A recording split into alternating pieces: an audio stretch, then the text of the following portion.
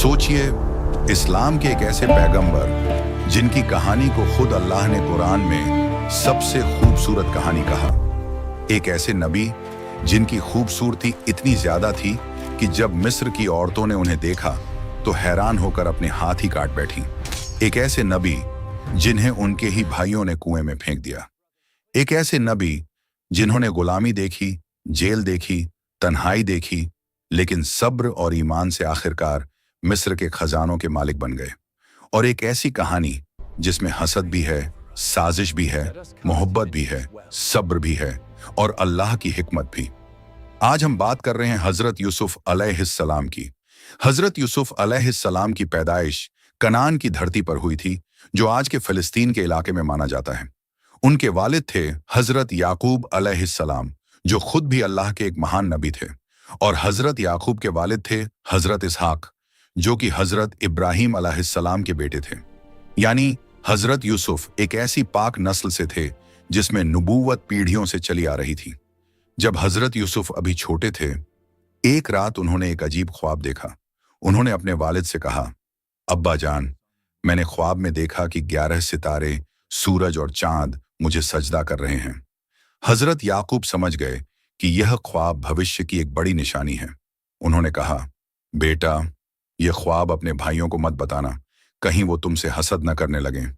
हजरत यूसुफ के 11 भाई थे, लेकिन कई भाई उनसे जलते थे। एक दिन उन्होंने कहा, यूसुफ और उसका भाई हमारे वालिद को हमसे ज्यादा प्यारे हैं। और फिर उन्होंने एक भयानक योजना बनाई। उन्होंने याकूब से कहा, अब्बा, यूसुफ को हमारे साथ खेलने भेज दीजिए। आखिरकार हजरत यूसुफ उनके साथ चले गए, लेकिन जंगल पहुंचते ही उन्होंने उन्हें पकड़ लिया और एक गहरे कुएं में फेंक दिया।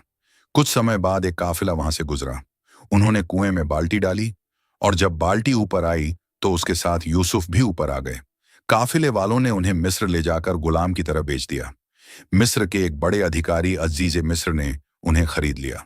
उन्होंने कहा, इसे इज्जत से रखना। हजरत यूसुफ महल में पले बड़े। अल्लाह ने उन्हें दिया अद्भुत खूबसूरती, गहरी अक्ल और खास हिकमत। जब यूसुफ जवान हुए, अजीज की बीवी ने उन्हें गुनाह की तरफ बुलाया, लेकिन यूसुफ ने कहा, मैं अल्लाह की पनाह चाहता हूं। उन्होंने गुनाह से खुद को बचा लिया, लेकिन झूठे इल्जाम के कारण उन्हें जेल भेज दिया गया। जेल में भी हजरत यूसुफ ने लोगों को अल्लाह की तरफ बुलाया। अल्लाह ने उन्हें ख्वाबों की ताबीर का इल्म दिया था। जब मिस्र के बादशाह ने एक अजीब ख्वाब देखा और कोई उसकी ताबीर न बता सका, तो यूसुफ को बुलाया गया। उन्होंने सही ताबीर बताई। बादशाह इतना प्रभावित हुआ कि उसने हजरत यूसुफ को मिस्र के खजानों का जिम्मेदार बना दिया। कुछ समय बाद मिस्र में खत पड़ा। दूर दूर से लोग अनाज लेने आने लगे।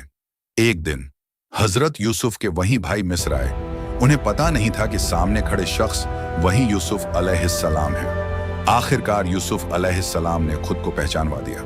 भाई शर्मिंदा हो गए और माफी मांगने लगे, लेकिन यूसुफ अलैहिस्सलाम ने कहा, आज तुम पर कोई इल्जाम नहीं। इसके बाद यूसुफ अलैहिस्सलाम ने अपने भाइयों से कहा, मेरी यह कमीज लेकर जाओ और मेरे वालिद के चेहरे पर डाल देना।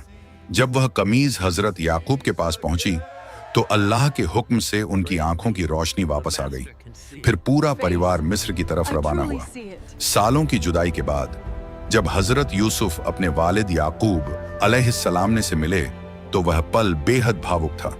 हजरत यूसुफ ने अपने वालिद को गले लगा लिया और पूरा परिवार उनके सामने झुक गया।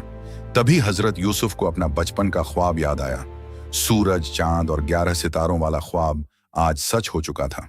हजरत यूसुफ की कहानी हमें सिखाती है, अगर जिंदगी में धोखा मिले, तकलीफ मिले, अंधेरा आए, तो याद रखो, अल्लाह का फैसला हमेशा बेहतर होता है। क्योंकि वही बच्चा जिसे भाइयों ने कुएं में फेंका था, उसी को अल्लाह ने मिस्र का हाकिम बना दिया। और यही वजह है कि कुरान ने इस कहानी को कहा, अहसनुल क़सस, सबसे खूबसूरत कहानी।